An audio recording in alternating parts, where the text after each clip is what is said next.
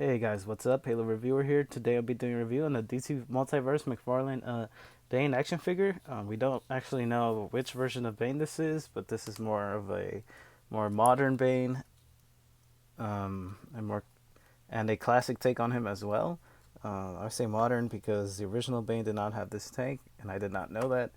Shout out to Bones and Necrozoo for teaching me that. But yeah, this figure is very sick.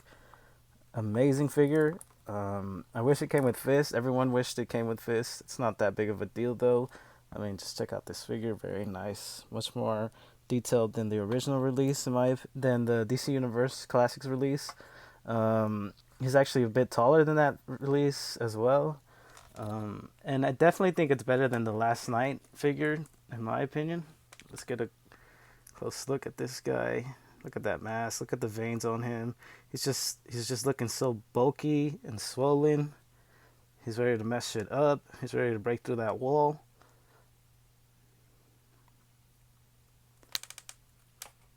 Let's get the backside real quick. Just a sick figure. I didn't think this figure would come out this year, but it's amazing. Way huge improvement over the DC Universe Classics in my opinion, and way better than the Last Night on Earth version. But I also like that one, and I'll explain why in a bit. Just get the figure real quick. Very, very nice. Let's see if we can get a little side view.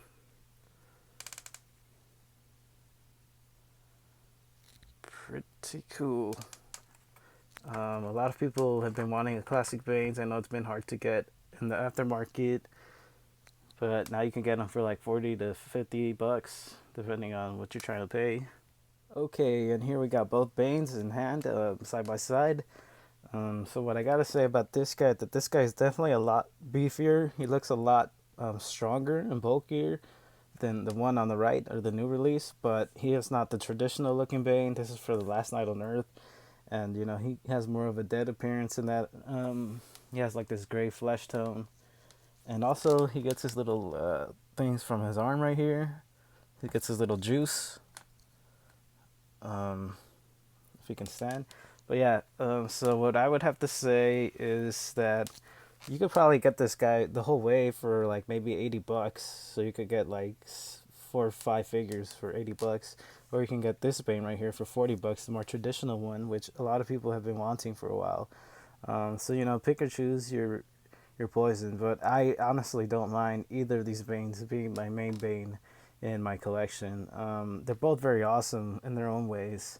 The only thing is that the guy on the left is limited in articulation, and the legs are kind of wobbly. Like, it's hard to get them in the socket, and sometimes they'll fall off. This guy on the right, the new release, has way better articulation in my opinion. Way, way better articulation. He's a lot more flexible. Like, you can get him to do the splits, I believe, while the one on the left is very dull. It's more of a statue, limited in articulation in my opinion. But it's alright. It's still there, you know. This is the first Bane, and I was in love with it for a long time. And here's a size comparison with some of the other Mega Fix that have been released by McFarlane.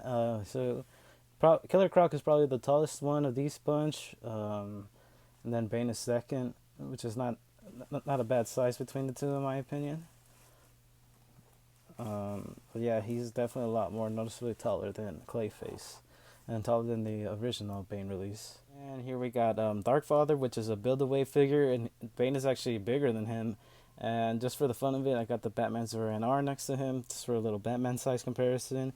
Like I said, this is probably the perfect Bane that has been released in, like, I don't know, maybe 10 years, probably more, depending on when that Build-A-Figure was released. Yeah, guys, I would go out and get this guy if you're a Batman fan. So I'm going to try to get the articulation in real quick. Ignore any background noise. So you can almost do that butterfly thing right here. That's about his T-pose. That's as good as he can do the T-pose, which is pretty good in my opinion.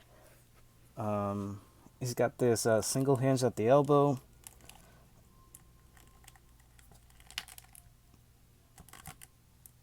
As you can hear, it's just brand new, so it's like snapping like that.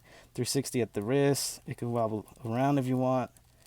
The head can go. It can't really go up. It can't really go down, but it can look side to side pretty well, which is pretty cool. You don't want this guy, you know. He does have a little crunch, so you can have him looking down if you want on your figures, if you want to. Like I said, he can do this, the splits. The first Bane can definitely not do that at all. Double hinged at the knees, which is dope. He always has this on the Mega Figs.